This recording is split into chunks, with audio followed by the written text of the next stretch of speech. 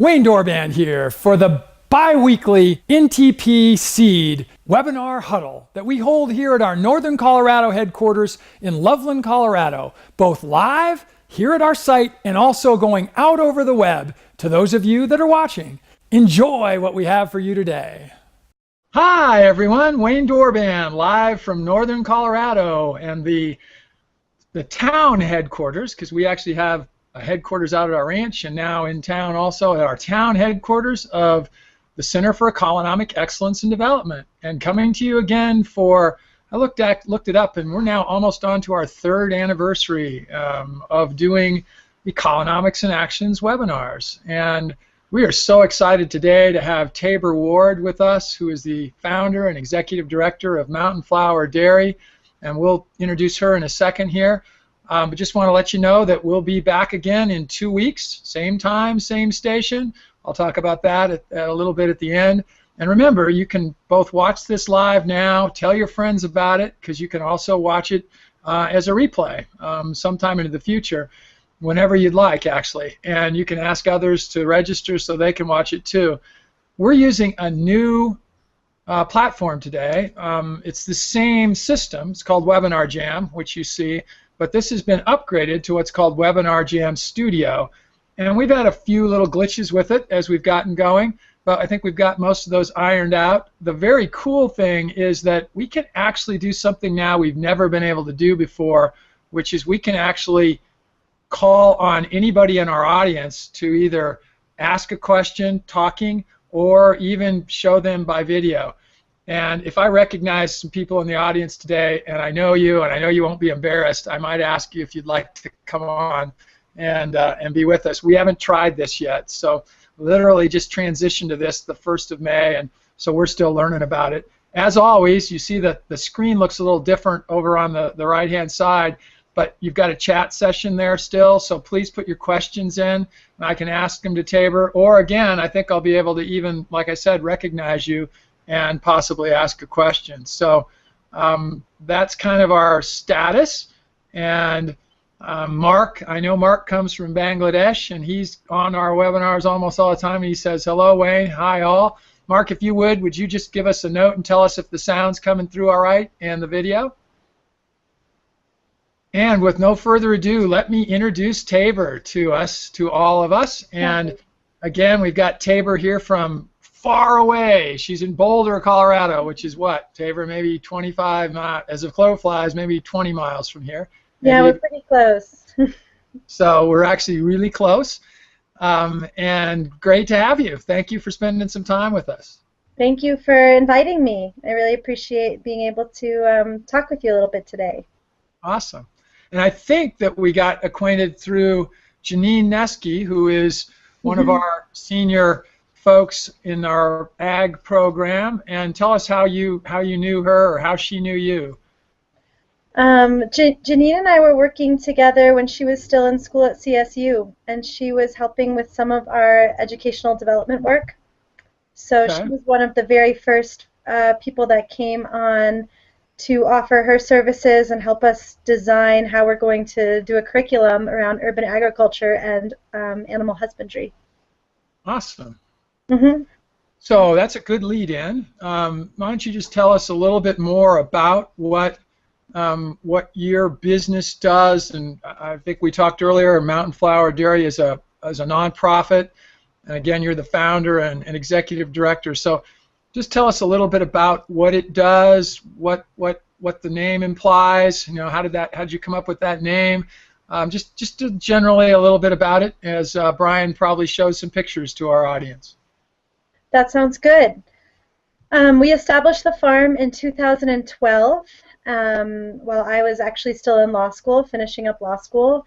One of the reasons for establishing the goat farm, one was because there's 25 acres of urban agricultural land left here in the city limits of Boulder, and we wanted to help protect it as permanently agriculture.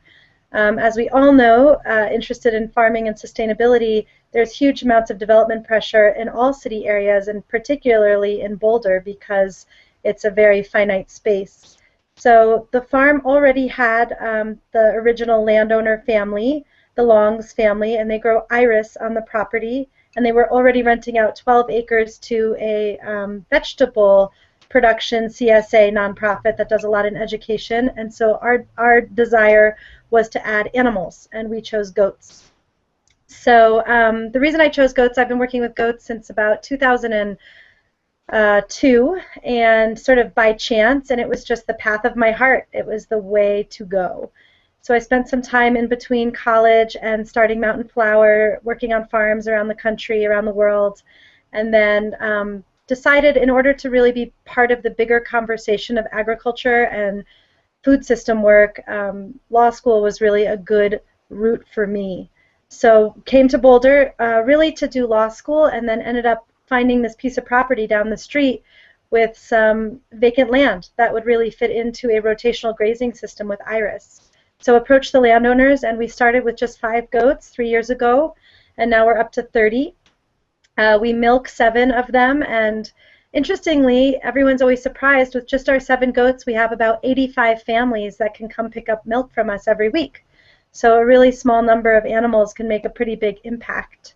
Right now we just purchased another piece of land out of town, about 3 acres, so we'll be expanding to about 50 or 60 goats over the next 50 or 60 more goats in addition to our 30 over the next 3 years. So starting really small with 5, these things happen quick with the animals because they're having babies every year. So we really take a lot of care in not getting too big too quick, because that's the pitfall with anything with breeding animals. You all of a sudden have triple your herd in the year. So we cull a lot of the animals out, none of them for meat at this point. Most of the boys go to grazing operations, and of course many of the girls stay on to be dairy goats. In addition to our dairy, we do raw milk, and we also do summer camps, education programs, tours. We have visiting hours every single weekend on the farm where people can come and meet the animals and learn more about the farm. And that's a big part of our income stream. So the dairy produces about $23,000 a year with those 7 goats, and then our camps bring in about a similar amount, maybe a little bit more. So for people interested in getting into small-scale agriculture, I really encourage agritourism and education as not only something that can help teach kids about where their food is coming from, but also something that can really help sustain your farm economically. Well, that's a great overview. That generates a whole bunch of questions for me, so as we move through this, I'll probably throw some of those in with the other questions that I told you that I'd be asking you. So tell us a little bit about how your earlier life impacted what you're doing now, where you grew up, sort of how you got it all interested in the whole farming lifestyle in any way. Sure. I grew up in upstate New York, and my family was very active in land conservation and conservation easements. In Saratoga Springs, New York. We were surrounded by a lot of farmland, mostly horse land. There's a big racetrack for horses, Saratoga Racetrack. So I was around farmland but never really got super engaged with it. My undergraduate work was in Montreal, Quebec in Canada, and I got really involved with urban agriculture there, mostly doing plants. And really, I studied anthropology and really felt a connection to how food connects all cultures, and food defines all cultures, and food is a big part about bringing humans together. And I came to it from a real environmentalist perspective, about wanting to work with the problems created by the Green Revolution and things like that. So I moved out west for a summer and worked with goats, and then just sort of knew that that was what had to be done.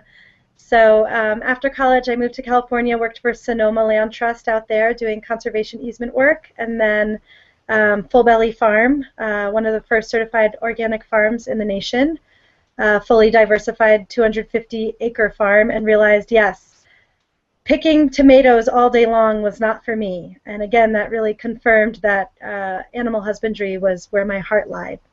So after a few years in California, headed to Colorado to work in law. Went to law school out here, and got a great internship with the Department of Health, working on farm to school. So I'm still a part-time. I work in policy, doing food policy and agricultural policy for the state of Colorado, and mostly concentrate on how do we get healthy food at a population level to Coloradans. So things like farm to school, things like procurement policy for institutions, subsidies for farmers, things like that are really what I work on. So there's this really top-down approach from policy, and then this bottom-up approach like, okay, well, we're on the land and we're actually doing it. What are our constraints? Is it really food safety? Because that's what the government wants to talk about all the time. Or are there other barriers really holding back from creating a healthy, sustained food system? And a lot of that is access to food. A lot of that is knowing how to cook food, to be quite honest. It's not even about whether or not you can get collard greens. It's whether or not you know how to cook collard greens. And food being so cultural, a lot of people associate McDonald's with trips with grandpa on Saturdays. So telling people that this isn't healthy or not to eat something because it will hurt you is also really a cultural affront to people. So how do we as a state regulate what people put into their bodies, really? So at this point now, food for me has not completely taken a different route from the environmentalism aspect, but really realized that public health is a big part of our food system as well. And honestly, public health is where the funding is for food systems these days too. The CDC has a big campaign on obesity and the upstream determinants of obesity, and so really looking at obesity and the food system are finally in 2015 starting to come together. But you're not going to get a lot of money from the environmental movement with food system. We're really finding the money to work in the food system with public health right now. On your farm, you mentioned at least 2 profit centers, 2 revenue generators. Mm-hmm.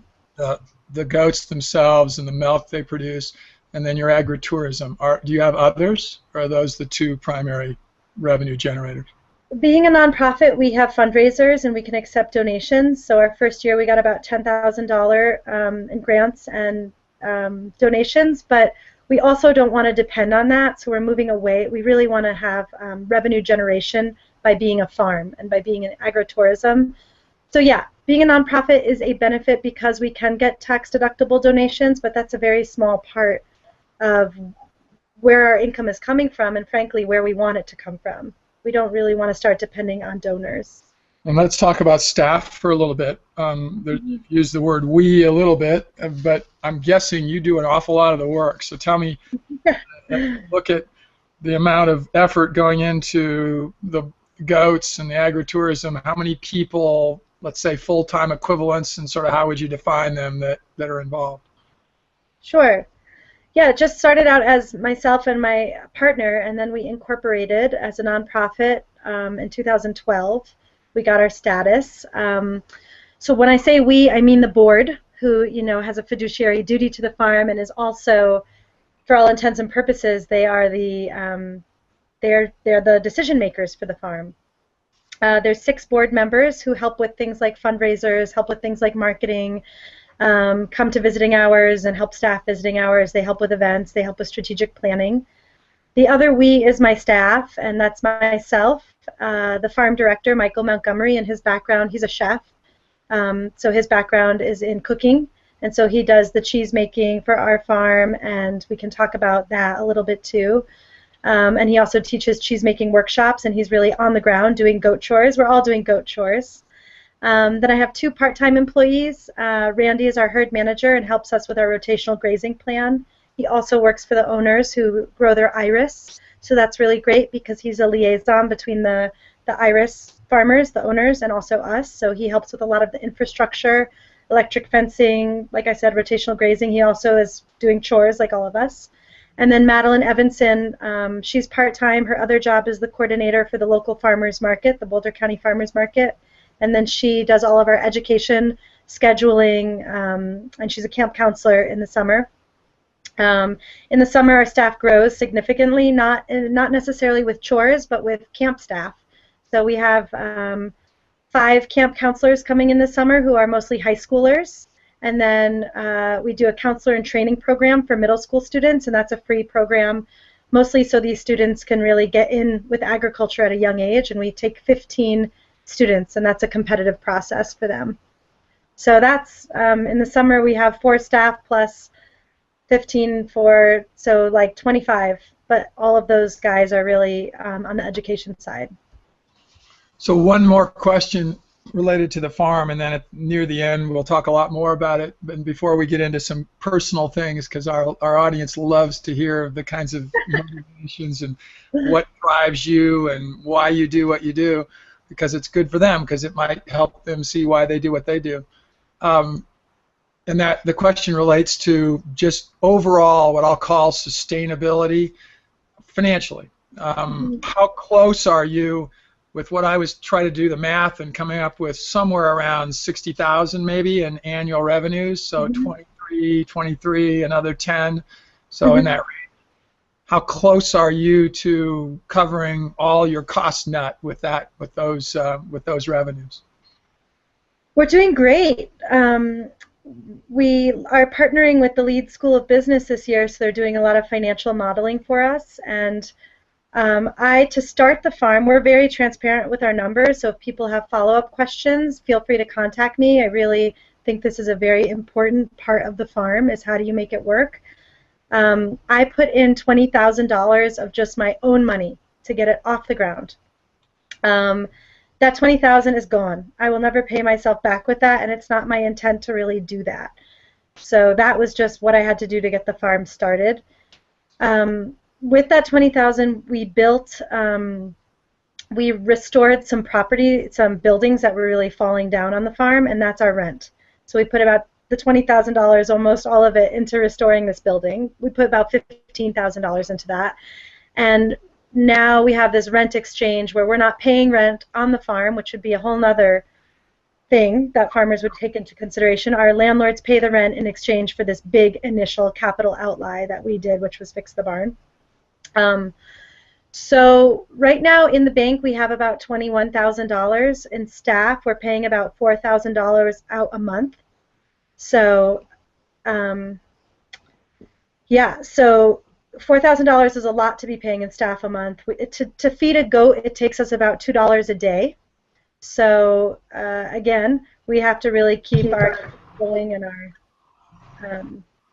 our milk share going to support the farm. But at this point, it's going really well. I missed it. What did you say the daily cost, or maybe, I don't know whether you said daily or monthly for a goat would be? What is it? So to feed a lactating dairy goat, assuming that you're giving it about 2 cups of grain a day, and they're eating 5% of their body weight a day, it's about $2 a day to feed a lactating dairy goat, assuming that small hay bales cost about $10 a bale. Awesome. Well, let's move into some of these personal questions that I think you had all of these in front of you before. So again, we'll go just through them, maybe not in the same order, but can you think of one event in your youth that sort of maybe jumps above the others that caused you to maybe follow the path you're on now in terms of your farming and the community service, the love of food, and so on? And can you think of one, maybe one or event that you can remember? I don't know if it's in my youth. It would be more that summer in college when I went to an internship at a farm and met goats for the first time, and that was it. Like there was no way back. So it wasn't really. I was older at that point. I was 21 or 20 or something. So as a child, I wasn't really that into farming or agriculture. In fact, growing up in upstate New York in a really perfect town, my mom didn't really cook, my dad didn't really cook. There was really no connection to food growing up. The only connection I really had was sort of an unhealthy connection about not even knowing how to feed myself, not knowing how to cook, not knowing about food. So that really came, I think for me, I got into farming to restore my connection with food and really understand what to put in my body, because as a child, if you're never eating healthy food, you don't even know what it is to feel good. You don't ever have that experience of what it means to not eat bagel bites and canned vegetables. You don't have something to compare it to. So I can't say that food was a big part of my life growing up at all. I can say I was a really unhealthy eater where hot dogs were a bigger part of my life than healthy food. And do you feel like you're a more healthy person today? Can you, either based on how few times you have colds and the flu and whatever, and then more importantly, maybe just how you wake up feeling every day? Yeah, I do. I do think I'm a more healthy, and I can really feel when I had a day where I didn't eat healthy, and at least I can feel the difference now of the days where I know now I'm an educated person and I'm educated about food. So I'm in that lucky position where I have the choice to eat healthy food, and it's also a choice to not eat healthy food, and I certainly feel the difference on those days. But it doesn't make it easy always to pick the right thing. On an optimal day, on a day when you really go to bed at night saying, you know what, I ate really well today, how much of that could be provided locally? Either it's from your farm or something that you're getting that's not produced more than 100 miles away. I mean, it depends on what time of year it is. So in the summer and the fall, that would be more often. In the winter, the goats dry up. They're pregnant, so we're not milking, so I can't really get any raw milk. We have some root vegetables that we could eat. I don't eat a lot of meat, so that's harder for me. So I think in the summer and fall, it's much easier. In the winter, that would be much more challenging. And that's, I think, the challenge that we all have, and we live in a temperate climate where we have those seasonalities. So staying on the life path again, when you were, this is a fun one. Let's say it's a Saturday afternoon, and you're 15 years old, and you don't have any other things you have to do. You're done with any obligations, and you can just do whatever you'd like to do. What would we find you doing? What would have been that beautiful, perfect Saturday afternoon for you? What would Tabor have been up to? Oh, I would have been with my dog out hiking in the woods behind the college. Okay. Yeah, that would definitely have been the day. And then meeting up with some friends. When I was 15, gosh, I was so vapid. Probably meeting up with some friends, and we'd probably try to go go downtown and walk around and look cool or something. There wasn't a lot going on up there at 15. Let's fast forward till today. Now, you know what? I know that raising animals is a 365-day-a-year deal, but let's say it's now a same situation. Saturday afternoon, beautiful. Right now, this time of the year, this weekend, let's say it's going to be 75, and it's just gorgeous, and you don't have other obligations. What would Tabor be doing? Gosh, I really like to, in some ways, do similar things. I still have a dog. I still go for walks. Luckily in Boulder, we also have a lot of beautiful mountains and parks to go to, so there'd probably be a lot more stillness than when I was 15 because I moved so much during the day. I would turn my computer off and put that far, far away from me, and turn my phone off and also put that away from me. And I'd probably go somewhere by myself because I'm surrounded with people. We have about 50 volunteers on the farm every week, and I would just go, me and my dog, and we'd go somewhere really quiet where no one could find us, and hang out, maybe by the creek. And I see a picture of a dog here. Which is this the dog you're talking of? This looks like a guard dog. You might have a personal one also, but yeah, this is Zeus.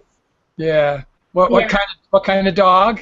He's called a Colorado Mountain Dog. It's a new breed they're developing here in Colorado. So they're 3/4 Great Pyrenees and 1/4 Anatolian Shepherd. They're breeding them in Elbert, Colorado right now. They're great dogs. They are fantastic dogs. So this is absolutely not a question I had planned, but we actually are in the market right now for 2 new guard dog puppies, and I saw a Craigslist ad for Colorado Mountain Dogs from Kiowa, actually. Oh, great. Is that the same people, do you think? They may be. They may be. There's only 2 breeders I know of, so they're awesome dogs. I'd highly recommend. We have a peer right now, and we've had an Akbash previously, and unfortunately he got cancer and died somewhat young, and the 2 of them together were amazing, and we were probably in a little bit more of a risky location than you are, although, as you know, feral dogs are maybe the biggest risk you have. But anyway, wonderful picture of your dog and the goat here. Yeah, he's a great guy. So let's go to influences. Can you tell us a person that influenced you in your youth that you could point to, and youth could be anywhere from, you know, early childhood up to, you know, let's say college age, that today has played a role in your life and is influencing the way that you do your business and the way you live your life? And you don't have to give us the name, but if there is a name, and just tell us why. What kind of a person was that, and what was the influence? Yeah, my dad really has been my biggest mentor and supporter, and he's an environmental attorney doing work with wind and alternative energy, and really encouraged me with law school. He was one of the first people to give a donation to the farm, which was really important. And he was always a really big supporter growing up of getting outside and being in nature and having a connection with the environment. So he was really the one that opened my eyes to being connected to the earth as an important and respectable way to live your life, and as a really important goal. So I'd say he still comes out and supports, and whenever he comes out, he is doing goat chores. So he'll carry the 5 gallons bottle, the water buckets around, and yeah, he's always been 100% behind this project and behind me. Cool. And is he still in upstate New York, or have your parents? Yes. Yep. Very cool.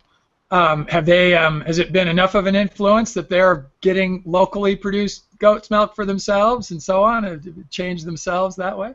Yeah, they get cheese from the local goat farmer, who's actually unfortunately going out of business in New York. New York, the laws are a little different around raw milk, so they don't do raw milk where they are. It's just too hard to access, but they do get milk from the local cow dairy, which is great. So they deliver it to the door in glass bottles. So yeah, they are very tuned in to that as well. I think we're all on the same page with that. There was a television show on one of the, maybe Animal Channel or one of those back a couple of years ago, called the Beekman Brothers. They were from New York and close enough to the city that one of the two of them actually somewhat commuted. He didn't go back and forth daily. I'm looking over at Deb and seeing if she's shaking her head at me that I'm telling the story wrong. But they both came out of city-dwelling circumstance and started this goat farm with a guy that actually was a professional goat farmer who really was able to do the day-to-day things. Did you ever hear of that show, and do you know anything about that? And I was just curious. No? Oh, you're going to need to check that one out. I'll get you info about that, because even though the show's not on, I'm pretty sure they're still in business, and they're close enough to the city, like I said, that it's probably at least less than a couple-hour commute to go into an advertising job that one of the fellows had. One of the partners was actually very senior in Martha Stewart's sort of corporate group, right, Deb? That's accurate, right? She's shaking her head like he was involved. Maybe he wasn't that senior. I don't know. No, I don't know how senior he was. Yeah. Anyway, if you haven't heard of them, you'd enjoy that. So I'll get you info on that. Great. Well, let's go a little bit further on the influence side, and this is a broader question. Is there anybody in what we would broadly call the sustainability, the permaculture, the green movement today that influences you, that you either read as whenever you can find anything, or that just a name that can come that our audience could relate to? So of course, I follow like Omnivore's Dilemma and Michael Pollan. He was really influential in starting this for me. So I think he's a wonderful introduction to the food system and what's happening with that. For me, honestly, to stay engaged with this work, it's really about me staying present and staying focused and going day by day and not getting overwhelmed with the bigness of all of it. And staying focused and present on the animals, and focused and present on the relationship between myself and the animals and the land. So I've been reading a lot more Pema Chodron and a lot more sort of Buddhist philosophy because the green ethic is there and the environmental ethic is there. But for me now, it's quieting the mind a little bit more and tuning in to staying present in the moment instead of getting totally overwhelmed that I have a sick goat and everything's going wrong. So I think for me at this point, it's much more about learning. You know, folks that have farmed for a lot of years, you get a frost and it kills all your blooms on your apple trees, and you're sort of like, well, that's farming, and you keep moving on. But as a new farmer, it's really easy to feel overwhelmed when things go wrong, and it's really easy to feel like I'm just going to give up, and this is too hard. And so these philosophers like Pema Chodron, who are helping me stay present in that moment and see the bigger picture, have been sort of helping my green ethic in that way and helping me realize that there is a bigger picture outside of just the day-to-day. When you have a frustrating day in your farming and business circumstances, what would be the general area that typically frustrates you the most? You talked about animal health a little bit. Mm-hmm. And I'll just throw out a bunch of others as options for you to think about. You got a lot of people working there, a lot of volunteers and staff and such, so people is potentially another issue.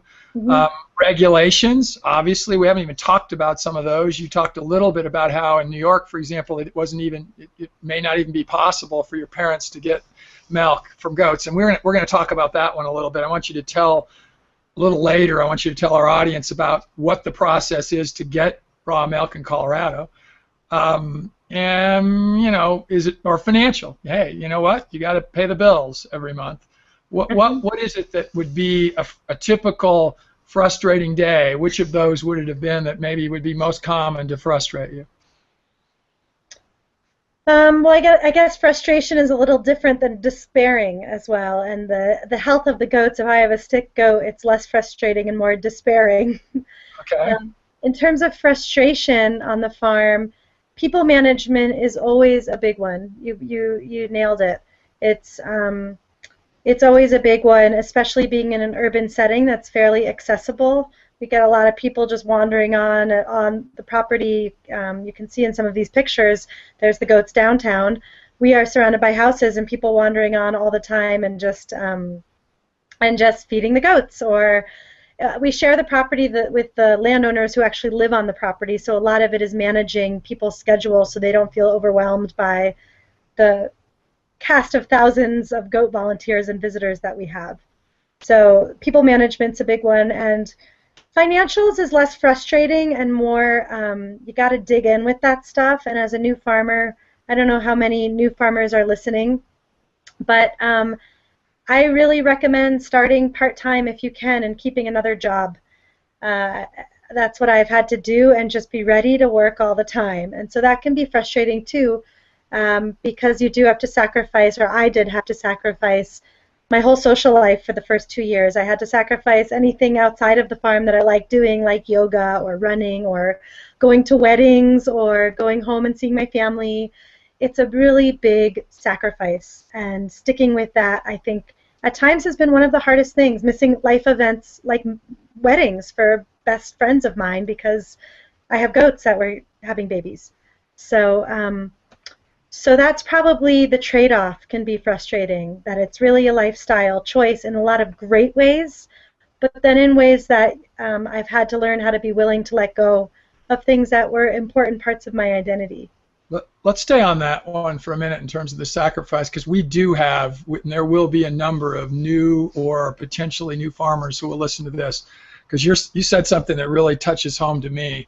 By the way, I think most of our viewers know I'm a farmer, and I'll just give you a little, just if you've forgotten it. On our farm, we have 750 chickens, we have almost 200 alpacas, we have a variety of goats, we have working dogs that get trained for a variety of things. I think at last count we have over 25 different profit centers on 45 acres. We have some other land that's adjacent that we can use for some of the things that we do. But it's a 24-hour-a-day, 7-day-a-week, 365-day situation. Mm-hmm. And I don't think most people realize that as it relates to farming. And you talked about sacrificing.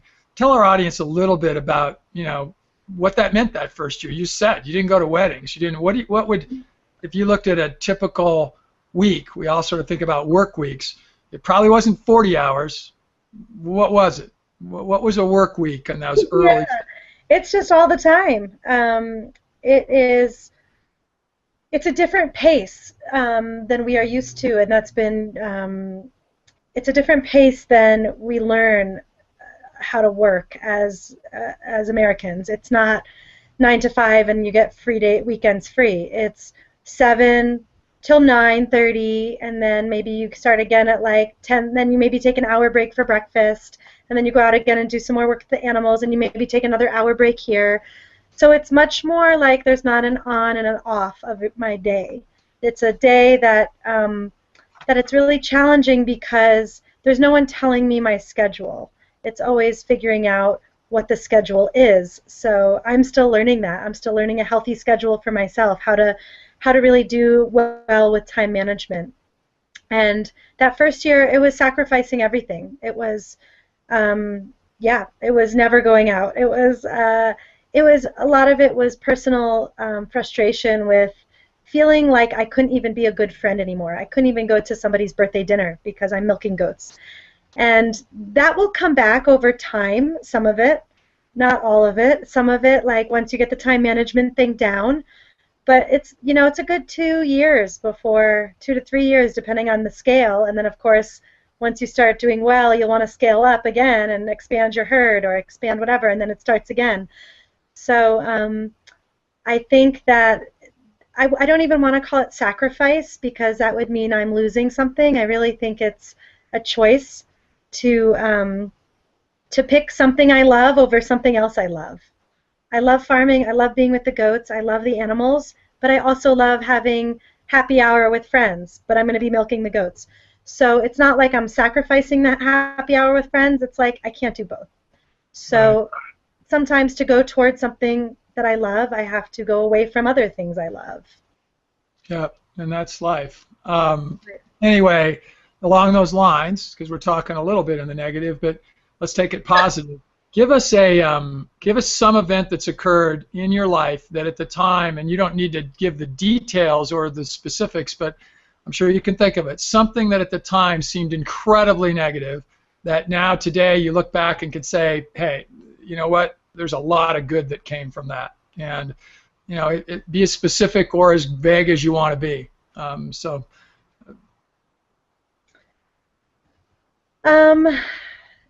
Something that seemed incredibly negative that now feels like it turned into a positive. Yes. Gosh, that happens all the time. let me think of one. Well, I gotta say, at first going to law school seemed really negative to me in a lot of ways. It felt like the wrong way. I love this picture that's up right now. Yeah. It felt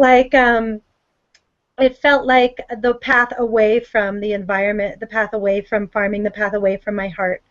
And I was in a really negative place about law school when I started and felt like this wasn't the right thing and had a lot of challenge with that. And then that's become really positive because it's helped this farm become part of the bigger conversation. And so something that I looked at as a negative road I had taken that was really disconnecting me, and it did. It really disconnected me from farming for 3 years. In the end, it was a positive choice because it does inform the farm every day. So that's sort of a bigger picture. Something smaller picture than that would be, having a goat get milk fever and having to abort her babies because she was almost dead. And that goat, we lost her lactation that year, and we lost 2 babies that year, and I had a very sick goat for a while. But now I can really notice the signs of milk fever really fast and correct it. So losing those 2 babies and having a sick goat and feeling like, well, we lost production this year, ended up helping down the line because we've had instances again, and it's an easy correction. And now we spot those, we spot it and we fix it. So even things like that, crop failure, sick animals, mold, whatever it is, those outbreaks that feel like a big negative, later on they're just lessons. So that leads to a question related to the goats. And you've got 30 now. You're going to have as many as 80, as I heard you thinking about it, talking about expansion. What is the goat herd average, not yours, but just generally, as you've studied nationally, other folks with herds and know about your peers and other people that have them, what would be on any given point in time, what percentage of your herd has got some kind of health issues? That's question number one. Question number two, associated with it, what's your typical mortality rate? Again, broadly, of the herd across the country, and then maybe let's relate it back to you. So both those questions generally, and then secondly related to you, and let me just give you on our perspective. So we have a couple hundred alpacas. When we first got into it, we were told that the average mortality rate annually was in the 5 to 10% range, which would mean if you had 100 animals, you were going to lose 5 to 10 in a year. In our case, 200, we'd lose 10 to 20 in a year. We've never lost that many in a year. In our very worst year, we maybe lost 10, I guess, so we might have been close to the bottom end of that. But we're in May now, and we've lost 2 this year, and both of them older animals. One of them we don't believe natural causes. The other one I think was. So we're lower than that average. Health-wise, we're real different. We don't have a sick animal today. Out of 200, maybe my dad's sort of shaking her head a little. There's maybe somebody that she's looking at a little bit, but not really. I mean, you're not treating anybody for other than typical things, worms, parasites, and so on. So now back to you with those questions in sort of that same way. I don't really know what it is on the national scale. Okay. I didn't do that research. We've had a couple babies die every year. So far, and then this year, unfortunately, we had a pregnant mama die of just a really weird, we actually had to put her down. So we're only 3 years old. We haven't really come to that place of having the old milkers die yet either. We found some good homes for the ones that were getting to their time of retirement. So it doesn't feel like a big problem, honestly. It doesn't feel like you're saying. I think if you're doing it right, you're not going to have all these sick animals. If you're not doing like a confinement operation, you're going to have animals that are healthy. So staying on the health side, how often are you finding you're getting outside veterinarian help? And do you have a vet that you feel really good about? Yeah, I do. I have a great vet. It really is seasonal. Like, of course, this time of year, we'll have some more, maybe we'll have some more problems because the moms are pregnant or the baby is sick and they're getting their vaccines. Oh, it's really hard to tell. We have a great vet who actually travels to the farm, and yeah, it's hard to quantify how many times a year he comes. Do you mind mentioning a name? Again, I know we'll have people that will be watching. Dr. John Flincham. Okay. And he's wonderful. He was trained up at CSU. He's great. I'm looking really over that again. You know the name? No? Okay. We know most of the ruminant vets in northern Colorado, but don't know that name. So. Yeah. He's out of Longmont, and he runs a sheep. He's a sheep guy. Okay. So yeah. Does he work with some of the big herds? I mean, with folks that have 10,000, 20,000, and they're up in the mountains for part of the year and so on? Or? I don't know. He was recommended to be by. I have a mentor, and I would suggest to anybody getting into this business to find somebody that is willing to help them in times of need. So my mentor, her name is Margaret Hollander, and she used to run Haystack Dairy's goats when they still had goats before they were just a creamery, and she now owns a little raw dairy up by the reservoir here in Boulder as well, and she just she's very helpful in many different ways, and one of the ways was she recommended John Flincham to me. Cool. So. And he's somebody that are you comfortable enough, or is he comfortable enough with you yet that you can give him a call and you don't have to have him come out and incur some cost because you just ask him some questions and he tells you what his thoughts are? Or you guys have that kind of a relationship? Yeah. Oh yeah. He's great. Yeah, and that's mainly for telling others. If you're a farmer right now with livestock and you don't have that kind of a relationship with a vet, you need to get it. Mm-hmm.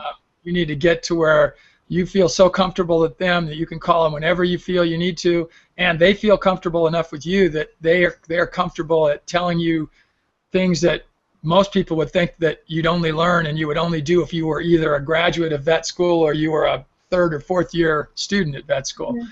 You really want to get into that position if you can. Mm-hmm. We have friends in the alpaca industry, and it's a little different mentality. The animals are quite valuable, quite honestly. Probably one of our alpacas is worth more than your, well, I know we have one that's worth probably 10 times more than your whole herd, but they're worth a lot of money, and so a lot of people do put a lot more cost into vet care, but the ones that are very successful don't, actually, because they figure out how they can deal with a lot of it on their own, and they get their vets to get comfortable with them and so on. So, and I think it goes with any kind of livestock, really. Right. In our financial modeling, we estimate just through the year, and like I said, it's really variable. We estimate about $200. We always estimate high, but we say let's put in as that cost $200 a month on vet care. Okay. So we should probably do an analysis to see how accurate that is, but you know, somebody with a small herd of animals, yeah. So that's what we estimate about per month for vet care is about $200. How many birthing issues, dystocias, and you know, where you need to get some assistance do you have out of a typical year? We haven't had any really yet. That's really good, by the way. Yeah, it's been good. We give the goats a pregnancy tonic while they're pregnant, which has been very helpful. And how many triplets have you had, or you know, twins versus triplets? What are your percentages in singles? This year we had 2 singles, 3 sets of triplets, and 2 twins. Wow, so you had more triplets than anything else. Yeah, sort of weird. It's the year of the goat. It's the year of the goat. So. Yeah. Very cool. Well, here's another one related to that. What is something you found in the recent past, let's say the last year or so, that is either a skill or a tool that you really didn't even know about before that now you're using in your business that you would relate and tell others about? So it could either be a skill you've learned or a tool that you'd use. Well, I've had to really do a lot of website design. Okay. So that is a tool. People love our website. We get a lot of compliments on it. It drives traffic to our farm. And my sister's a consumer psychologist, and I said to her, you know, where do you think we should put our money in terms of advertising for our product? And she said, where do you get your information? And I said, well, the web. And she looked at me like, well, yeah. So we don't really spend any money on advertising any other way other than our website. And a lot of that I do myself. You don't want to just hire this out to a website designer because things are changing all the time. And we're always offering new products. We're having new goats born. We like to keep that really interactive. So the skill of website design was never something I thought I would get into. And it's not honestly something I love doing. But it's a really important part of our business. Brian, bring your site up onto the screen. Do you know, is it a WordPress site? It is. Mm-hmm. You know what theme you used? We bought the theme, and it's a nonprofit theme. Okay. So it was worth our site. It's worth purchasing one of the themes for $160. It really is. It really brings your site to a new level. They're going to pull it up here, and I'll be looking at it. We'll both be able to see it. We might scroll through it a little bit because I think it's really important too. And if you're a farmer, maybe, and you think, well, I'm not a web person, I'm a farmer. Well, unfortunately, you do need to market also, and either you need to do it yourself or you need to find somebody on staff that'll help you do it. So, yeah. In your case, Said you've learned it yourself. So here we go. I think we've got, is this your home? This must be the home page. Yeah, so this is our home page. It just sort of scrolls through on the front. If you scroll down on the page, you can see our different offerings that we want to highlight. And like I said, things change really quickly. So having things accessible, I mean, from my perspective, if I'm looking for a product and I find a phone number and a name and they don't have a web presence, honestly, I'm a little skeptical. I'm like, well, who are these people without a website?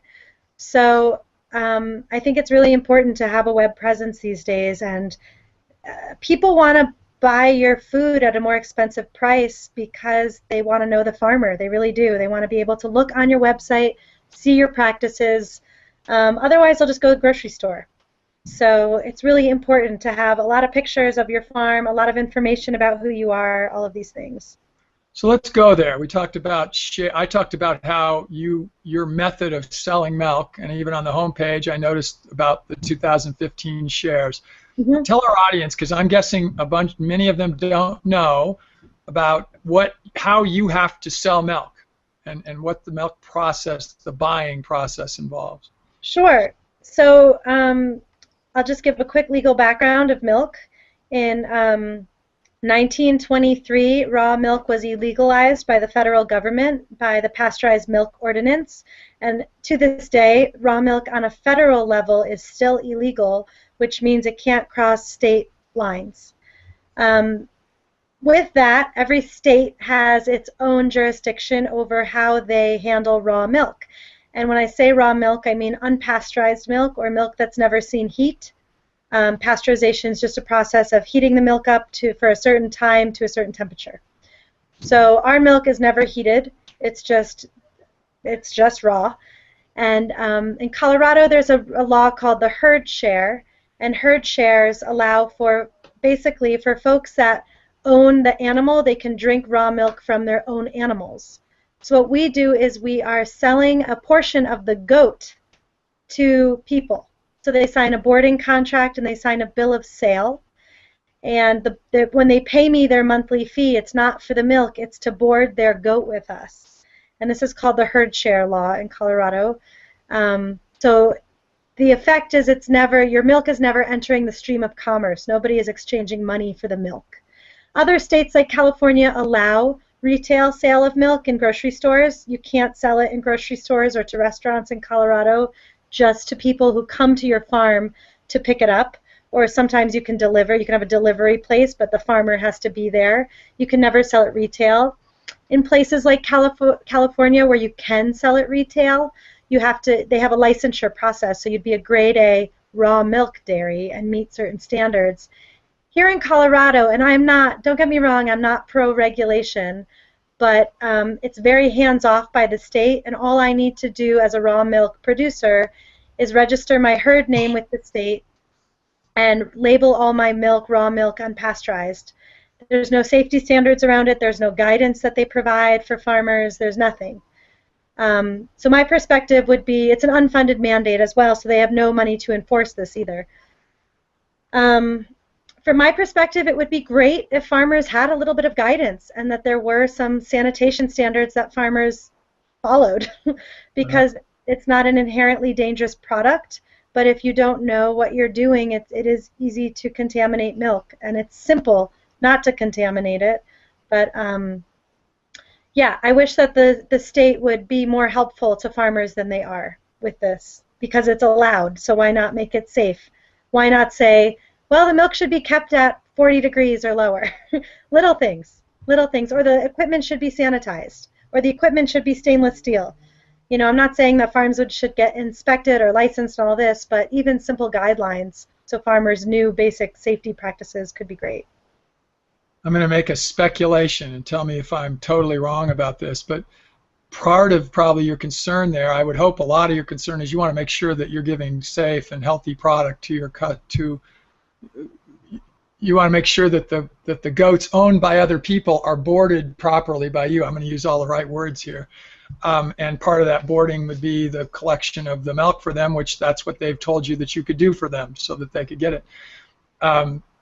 I would assume maybe, now here's my speculation, that there are some bad actors out there in the industry generally that just don't help people that try to do it right. Is that true? That don't help people that... Bad stories. In other words, there are people that are not using very sanitary conditions, that are abiding by the law, whatever it is, but people have gotten sick, or people at least know of stories of people, so that I'm not going to buy a share of raw goat's milk because I know somebody who died from it or something. Exactly. It gives raw milk a really bad name. Yeah, that's what I mean. Yeah. There might be some of that going on. Well, and you're a chemist, so I said I work in food safety, and I worked with a chemist, an organic chemist, to set up the farm. So he'd been moving fluids around in a lab and had a PhD in that. So that's obviously, he and I together were a really strong team. But the first time I ever milked animals, I milked them in the barn, on the barn floor. We didn't sanitize our equipment. We just soap and watered it. We didn't rush to get the milk to the fridge. And that's fine if you're just doing it for your own farm, for your own family. But once you scale up, if you don't have any sort of guidance for what do you do when you take that type of very farmstead practice to a bigger scale, it really changes the practice. I never got sick, ever, even when we were milking on the barn floor and not keeping the milk at a low temperature and not sanitizing the equipment. But when you're giving it to 80 people, you can make people sick. So that's all I'm saying, is that I think there should be some guidelines in place on how to produce safe milk for large numbers of people. Right. Let's go back to the what's legal to do and not. If I was a restaurant owner and I bought a share, could I secondarily sell that milk in my restaurant? No. Or could I use it as an ingredient in something I use to make a meal? No. Okay. So pretty simple answers there. Could I, if I was a chef and I did private gatherings, so I worked for wealthy individuals who had dinner parties and I also had a share, could I serve something made with that raw goat's milk to a gathering? No. If your wealthy family bought the milk for you to use to cook for them, right, then you would. So now I'm just providing the service as being the chef, the cook, but it's the family that owns. Yes. Okay. But you as the chef could not drink it. Right. By the way, we deal with much of the same sorts of circumstances with exotic meats, and alpacas are considered, it's really weird, alpacas are not considered at the federal level as exotic, they are considered as livestock, but in the state of Colorado, they are in the Netherland. They literally have very weird, almost a little bit like you're describing, difficult sort of regs, and one way we know that it's legal is we can sell shares. So we can sell animals, and we can be told that that if you bought my animal, I would like you to take it and butcher it because that's I'm contracting with you to do that. I can then go do that for them on their behalf, and then when they pick up their animal, they're picking it up in packages because they've told me to do that with their animal. So they had a bill of sale, and their instructions to me as their farmer were that they wanted me to do this to it, and I did that, and that's legal. Exactly. So it's somewhat in a similar manner, but it's now dealing with animals that are processed for meat instead of in this case, for dairy. I saw fiber in some of your info. What do you do on the fiber side? Do you have goats that you are getting some fiber from, and I saw you had a llama there. So what are you doing in the fiber area at all? It's very small and new. We share our 2 llamas, and then we have 2 cashmere goats, and it's really just for demonstration, and we have workshops for folks that can come and learn how to clean the fiber, card the fiber, spin the fiber, dye the fiber, what the process is from goat to garment, basically. And I think that one goat that was getting a hug that we saw some pictures of, that was a cashmere, I believe. Exactly. Yeah, we have Pagoran goats, so they're a mix, and that's now a recognized breed of pygmy and Angora. They have a lot of a look like a cashmere, so that's why I was able to recognize that. Right. So a couple other general questions. We're about ready to be done here. I could stay on all day with you, but just to be kind to our audience. Actually, here's a question from our audience. This is a fun one. If you could go back in time, what advice would you have for your younger self?